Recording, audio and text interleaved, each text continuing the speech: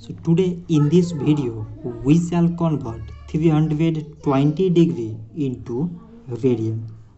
So in a straight line or in a semicircle, the sum of angles is 180 degree and it is equal to pi radian.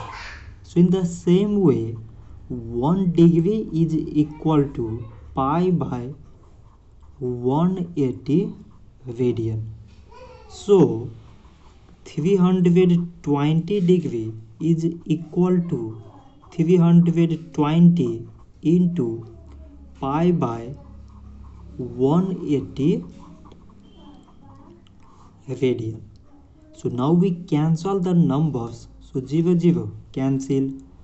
2 times 16 mean 32, 2 times 9 mean 18. So it is equal to 16 pi by 9 radian. So 320 degree is equal to 16 pi by 9 radian. So this much for today and thanks for watching.